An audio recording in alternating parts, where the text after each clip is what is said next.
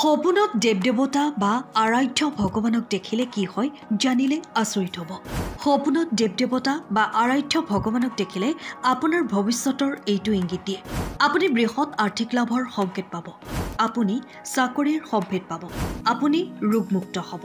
আপুনি কেতিয়াবা সপোনত ভগৱানক দেখিছেনে? আপোনাৰ প্ৰিয় দেৱতা বা আপুনি বিশ্বাস কৰা কোনো দেৱতা আপোনাৰ সপোনত দেখা দিছেনে? যদি হয় তেন্তে এই ভিডিঅ'টো আপোনাৰ বাবে। আজি আমি আপোনালোকক ক'ম যে এজন ব্যক্তিয়ে সপোনত ঈশ্বৰক দেখিলে কি উপকাৰ পায় আৰু এনে সপোন দেখাৰ পিছত কি কৰিব লাগে। কোৱা হয় যে সপোনৰ জৰিয়তে আমি আমাৰ মনত লুকাই থকা কামনাবোৰ দেখিবলৈ পাওঁ। কেনেধৰণৰ সপোন আহিব সেয়া আমাৰ নিয়ন্ত্ৰণত নাই। কেতিয়াবা সপোনবোৰ অৰ্থহীন, কেতিয়াবা তাৰ মাজত গভীৰ অৰ্থ আৰু ঐশ্বৰিক বাৰ্তা লুকাই থাকে। প্ৰাচীন গ্ৰন্থ আৰু পুৰাণত সপোনক গুৰুত্বপূৰ্ণ বুলি গণ্য কৰা হৈছে আৰু বিভিন্ন বস্তু দেখাৰ বিভিন্ন অৰ্থ দিয়া হৈছে।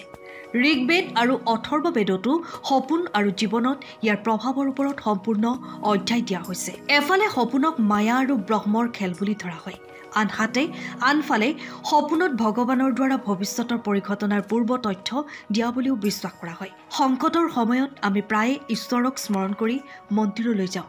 যদিও মন্দিৰত ঈশ্বৰক দেখাটো সহজ, তথাপিও মানুহে ঈশ্বৰক ব্যক্তিগতভাৱে দেখাৰ ইচ্ছা কৰে।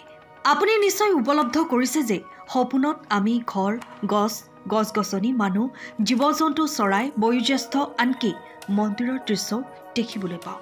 কিন্তু মন্দিৰত উপস্থিত থকা ঈশ্বৰক দেখাটো সহজ নহয়। আমি মন্দিৰ, ইয়াৰ লগত জড়িত বস্তু, পূজা, আবৃত্তি, মন্ত্ৰ আৰু আৰতি দেখিবলৈ পাওঁ, কিন্তু ঈশ্বৰক দেখাটো ইমান সহজ নহয়। প্ৰকৃত বিশ্বাস আৰু ভক্তিত ঈশ্বৰ সন্তুষ্ট হ'ব পাৰে, কিন্তু তেওঁৰ দৃষ্টি তেতিয়াহে সম্ভৱ যেতিয়া আমাৰ পাপ মুক্ত হয়। প্ৰাচীন কালত ভগৱানক ব্যক্তিগতভাৱে দেখাৰ বাবে উপবাস, তপস্যা আৰু জপ কৰা হৈছিল।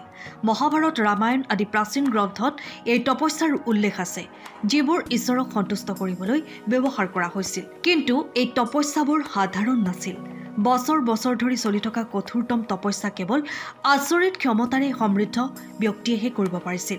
অৱশ্যে আজিৰ কলিযুগত সাধাৰণ পৰিশ্ৰমেৰেও ভগৱানক দেখা পোৱা যায়। সপোনত ভগৱান আহি আৱিৰ্ভাৱ হোৱা সম্ভৱ, কিন্তু সেয়া কেৱল সৎলোকৰ বাবেহে সম্ভৱ। ইয়াৰ বাবে আপুনি প্ৰতিদিনে ব্ৰহ্ম মুহূৰ্তত ঈশ্বৰৰ ধ্যান কৰি তেওঁৰ ৰূপ কল্পনা কৰি অবিৰত প্ৰচেষ্টা চলাই থাকিব লাগে। সপোনত যদি কোনোবাই কুলদেৱী বা কুলদেৱতাক দেখা পায় তেন্তে ইয়াক অতি শুভ বুলি গণ্য কৰা হয়। ইয়াৰ ফলত জীৱনত সুখ, সমৃদ্ধি আৰু ধন সম্পত্তিৰ সৃষ্টি হয়। ভগৱানে আমাক পৰীক্ষা কৰে, ঠিক যেনেকৈ ঘৰৰ বয়োজ্যেষ্ঠসকলে আমাক ভুল কৰিলে বাধা দিয়ে বা শুধৰাই দিয়ে। সময় আহিলে ঈশ্বৰে আমাক সঠিক পথ দেখুৱাই আমাৰ সমস্যা সমাধান কৰে। সপোনত বিভিন্ন দেৱ-দেৱী দেখিলে বিভিন্ন চিন পোৱা যায়। মা লক্ষ্মী বা বিষ্ণুক দেখিলে ই আৰ্থিক লাভৰ চিন দিয়ে। দুয়োজনক একেলগে দেখিলে ই বৈবাহিক জীৱনৰ সৈতে জড়িত শুভ পৰিঘটনাৰ ইংগিত দিয়ে। মা সৰস্বতীক দেখিলে জ্ঞান আৰু চাকৰিৰ সমন্বয় হয়। মাতৃৰ দৰ্শন হ'লে শক্তি আৰু ধনাত্মক শক্তিৰ সঞ্চাৰ হয়। ভগৱান কৃষ্ণক সপোনত দেখিলে সন্মান আৰু খ্যাতি লাভ হয়। হনুমানক দেখিলে অসুবিধা আৰু সমস্যাৰ ওপৰত জয় হয়। মহাদেৱ সপোনত দেখা মানে বুজায় যে ৰোগৰ পৰা মুক্তি পাবলৈ গৈ আছে। যদি আপুনিও সপোনত দেৱ-দেৱী দেখা পায় তেন্তে সেয়া অতি শুভ। আমি ঈশ্বৰৰ ওপৰত বিশ্বাস ৰাখিব লাগে আৰু তেওঁক অবিৰতভাৱে উপাসনা কৰা উচিত। ভিডিঅ'টো ভাল লাগিলে লাইক কৰিব, কমেণ্টত জয় শ্ৰীকৃষ্ণ লিখক আৰু চেনেলটো ছাবস্ক্ৰাইব কৰিবলৈ নাপাহৰিব। ধন্যবাদ।